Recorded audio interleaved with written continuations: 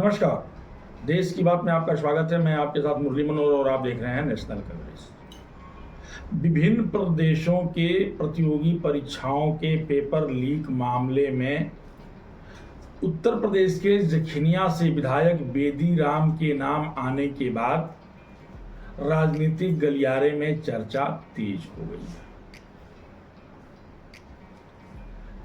कांग्रेस ने अपने x handle से भारतीय जनता पार्टी के सरकार को घेरा है। वहीं अखिलेश यादव जी एक्स हैंडल पे लिखा है कि और सबूत चाहिए क्या। हालांकि बेदी राम का जो इतिहास है वह सपा बसपा सरकार में खूब फला फूला है।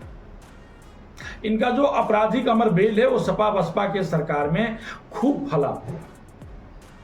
सबसे पहले हम आपको बता दें कि बेदी राम सुभाषपा के उत्तर प्रदेश के गाजीपुर जिला के जखनिया विधानसभा से विधायक हैं।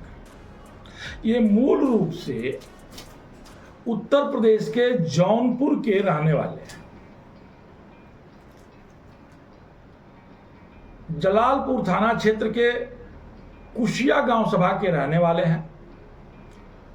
प्रारंभिक समय में ये रेलवे में नौकरी करते थे। नौकरी के साथ ही बैकडोर से लोगों को नौकरी दिलाने के धंधे में आ गए। 2014 में तत्कालीन सपा के सरकार में उनके ऊपर एसटीएफ ने मुकदमा पंजीकृत किया और अकूट धन संपदा जो कमाए थे उसको सीज करने के लिए तत्कालीन सरकार को पत्र भी लिखा। लेकिन उस समय बेदी राम के ऊपर उनके अकूट धन संपदा को सीज नहीं किया गया, जब्त नहीं किया गया। सबसे पहले पहली बार बसपा सरकार में 2007 में लखनऊ के कृष्णा नगर थाने में 2 मुकदमा पंजीकृत किया गया। 2007 से 2008 और 2014 तक लखनऊ के गोमती नगर और आशियाने थाने में भी उनके ऊपर 2 मुकदमे पंजीकृत कर दिए गए। सपा बसपा के सरकार में बेदी राम के ये अपराध एकदम चरम उत्कर्ष पर था। इनके अपराध का यह अमर बेली खूब फला फूला। अगर उस समय के तत्कालीन सरकारों ने बेदी राम के ऊपर अंकुश लगा दिया होता, उनके संपत्ति को कुर्क कर दिया होता, तो हमको लगता है कि 2014 से लेकर के 2024 के बीच में जो भी प्रतियोगी परीक्षाएं हुई हैं और स्ट्रिंग ऑपरेशन में ये स्पष्ट भी हो गया है बेदी राम का कि उस पेपर लीक मामले में बेदी राम का कहीं ना कहीं जो है हाथ है, शायद उसको रोका जा सकता था। लेकिन सपा और बसपा के सरकार में लगे आरोपों पर बहुत कार्रवाई नहीं हुई। तत्कालीन सरकारों ने बेदी राम के ऊपर बहुत बड़ा एक्शन नहीं लिया।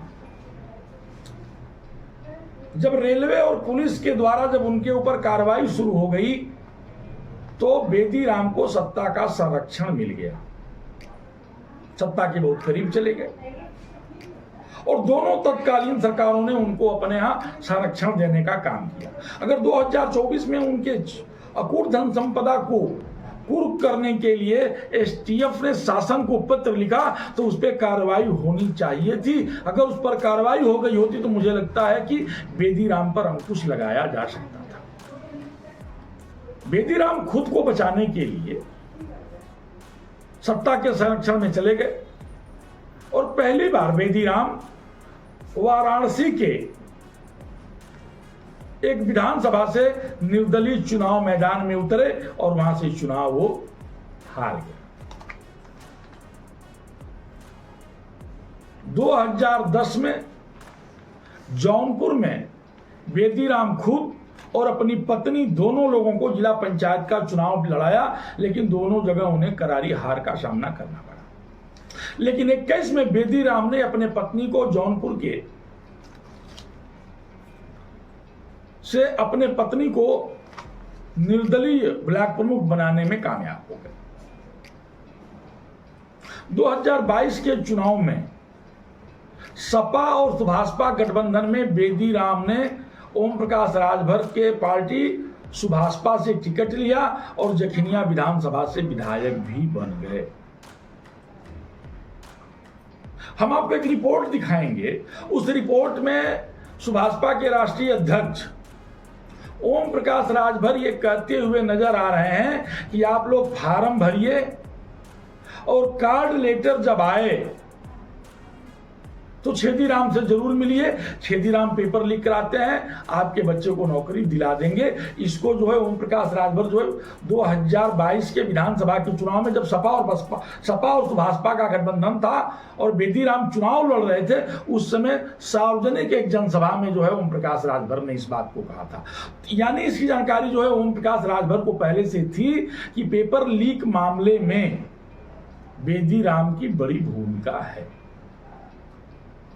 लेकिन उसके बावजूद भी सपा सुभाषपा गठबंधन में बेदी राम को टिकट दे दिया गया और बेदी राम जखनिया से विधायक बन के अपने काले कारनामों के चिट्ठे को सत्ता के गलियारे में ले जा करके पूरा बचाने का प्रयास कर रहे हैं।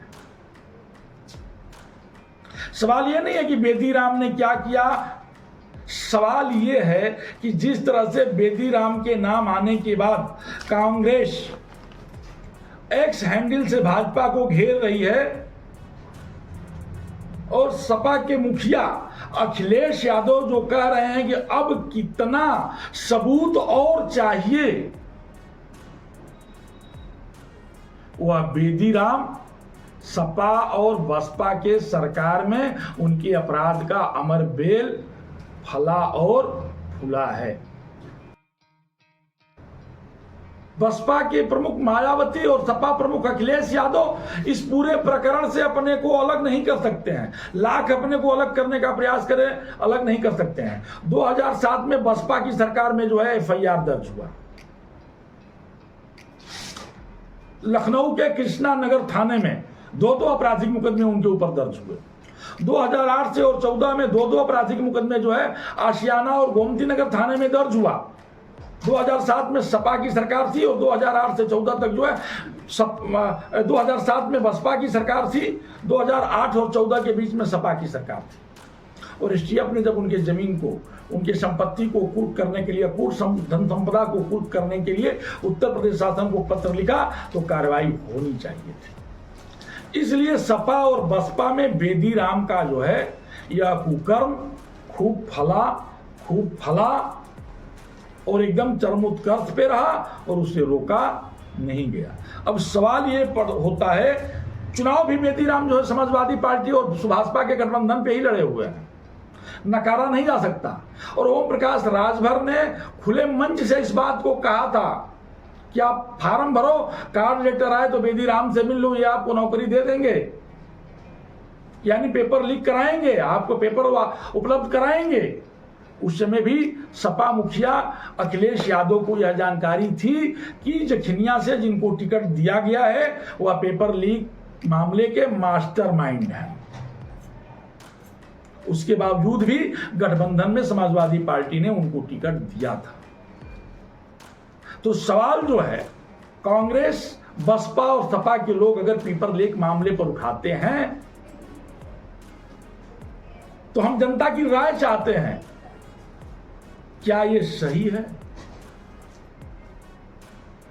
पूर्व की सरकारों ने अगर इनके ऊपर कार्रवाई किया होता तो हमको लगता है कि नेट परीक्षा में पुलिस और आरओ का परीक्षा जो लीक हुआ है शायद उस पर रोक लगाया जा सकता था। अब देखना यह है कि उत्तर प्रदेश की वर्तमान जोगी सरकार क्या करती है। चूंकि उत्तर प्रदेश के वर्तमान जोगी सरकार में ओम प्रकाश राजभर जी कैबिनेट मंत्री हैं, सरकार के हिस्सा हैं, और उस सरकार में बेदी राम विधायक की भी भूमिका है। वो विधायक है तो सरकार के वो भी हिस्सा हैं।